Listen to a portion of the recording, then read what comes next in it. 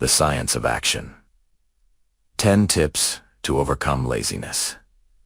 You've been there. The day is full of tasks, but you can't bring yourself to start. The laundry is piling up.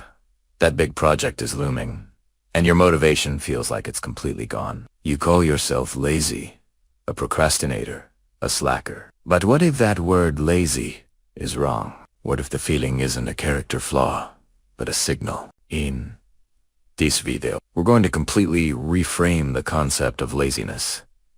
We'll move past the judgment and shame and dive into the scientific and psychological reasons behind inaction. You'll learn that a lack of motivation is not a moral failing, but a solvable behavioral challenge rooted in your biology, your psychology, and your environment. We'll cover the root causes of inaction and then give you 10 powerful, evidence-based strategies to get unstuck, from simple mental hacks to foundational lifestyle changes. These aren't just tips, they're a complete framework for cultivating a life of action. Part 1. The critical distinction.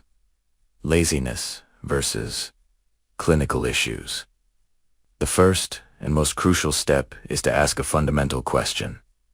Are you unwilling to act, or are you unable to? The term laziness is not a clinical term in psychology or medicine. What we call laziness is often a symptom of a deeper, underlying health condition. For example, a person with avolition, a negative symptom of conditions like depression or ADHD, isn't lazy. They have a clinical inability to initiate and complete tasks. Similarly, apathy is a state of profound indifference, not a choice to avoid work. And then there's burnout. Burnout is a state of emotional and physical exhaustion caused by chronic stress. A person with burnout may appear unmotivated, but they are often putting in a tremendous amount of effort and simply have nothing left in the tank. The fatigue of burnout is considered the highest level of energy depletion. If you suspect your lack of motivation is a symptom of something more, the most productive first step is to seek a medical or psychological evaluation. But if you've ruled that out and are simply struggling with a lack of drive, let's explore the science of how to get that drive back. Part 2.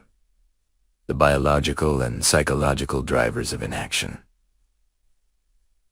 Your brain is a product of evolution, and it's wired for survival, not for modern-day productivity. Our ancestors had to conserve energy to survive in resource-scarce environments. That same biological instinct to avoid unnecessary effort still exists within us today, making us less inclined to tackle long-term, abstract goals with delayed rewards. But the biggest culprit is your brain's reward system. The neurotransmitter dopamine is often called the motivation molecule.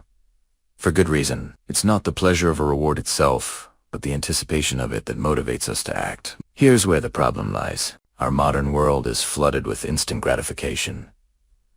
Social media, video games, sugary snacks. These things provide a massive, immediate dopamine hit, which desensitizes your brain's reward centers. This makes the smaller, delayed rewards of productive work, like the satisfaction of a completed project, feel less significant in comparison. Your brain, following the path of least resistance, will choose the instant high dopamine activity every time. Beyond biology, powerful psychological states can also paralyze us. Fear is a huge one. It can be a fear of failure, of being judged, or even a fear of success. Perfectionism can also be a paralyzing force, as the pressure to do a task flawlessly can make you put it off indefinitely. And finally, the feeling of being overwhelmed by a large, complex task is a common cause of inaction. Now that we understand the problem, let's look at the solutions. Here are 10 evidence-based strategies to get you back in motion. Part 3, 10 tips to overcome inaction. These 10 strategies are not quick fixes, but tools to build a more proactive life. Tip 1. The principle of tiny habits. The feeling of being overwhelmed is the enemy of action. A large task feels solution? Start with an action so small, it's almost impossible not to do it. Don't commit to exercising for an hour. Commit to doing 1 push-up. This tiny win builds momentum, reduces anxiety, and creates a sense of accomplishment that reinforces the habit loop, making it easier to scale up over time. Tip 2. Master the habit loop. All behavior is a 4-step cycle. Cue, craving, response, reward. To build a positive habit, make the cue obvious, the response easy, and the reward satisfying. For example, if you want to read more, leave a book on your pillow the cue, so you're more likely to read a page in the response before bed, which rewards you with a feeling of accomplishment. Tip 3. The power of the 2-minute rule. If a task takes 2 minutes or less, do it immediately. Don't add it to a to-do list. This rule prevents the mental clutter of small, nagging tasks that can disproportionately drain your energy and lead to procrastination. By handling a quick email or tidying a small space right away, you build a bias for action that spills over into other parts of your day.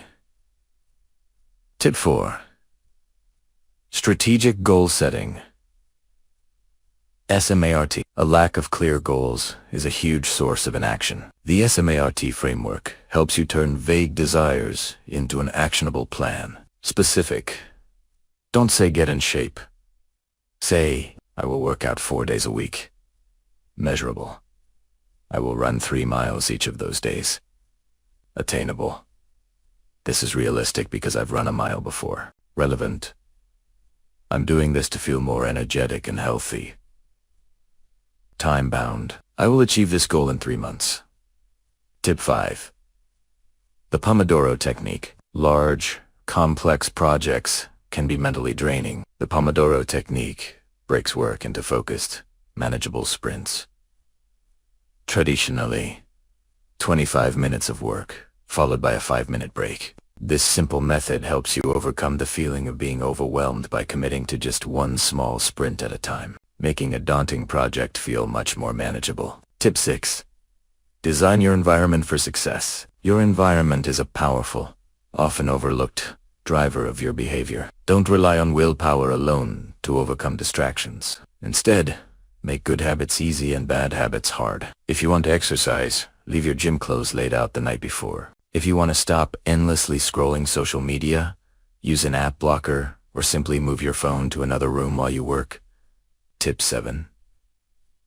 The art of habit stacking. This technique, coined by author James Clear, involves stacking a new habit on top of an existing, established one. The formula is simple.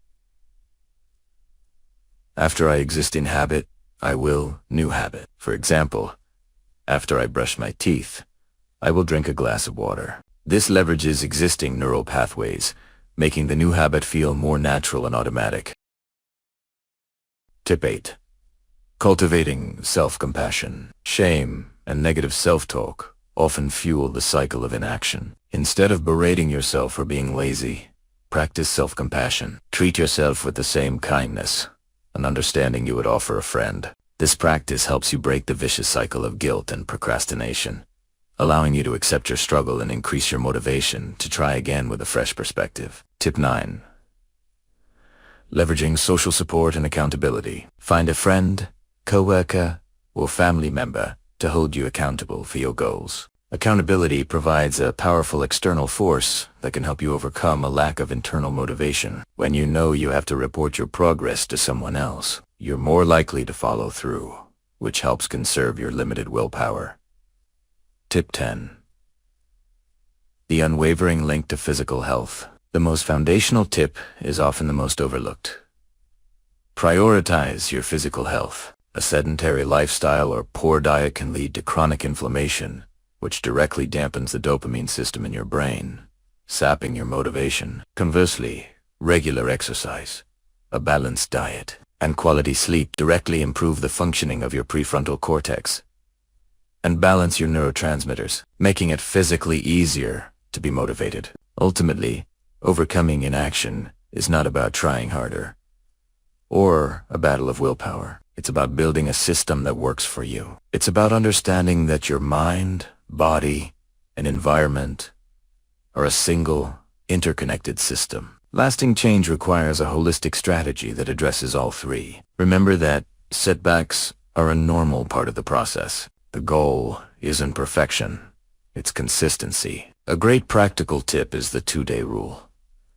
Never skip a habit 2 days in a row. This simple rule helps you maintain momentum and prevents a single lapse from derailing your entire progress. By implementing these strategies, you're not just fighting a feeling of laziness. You're building a life of intention, resilience, and purpose. So pick one small step and start today. If you found this video helpful, please give it a like and share it with someone who needs a push. And don't forget to subscribe and hit the notification bell for more content on psychology, productivity, and personal growth. Thanks for watching.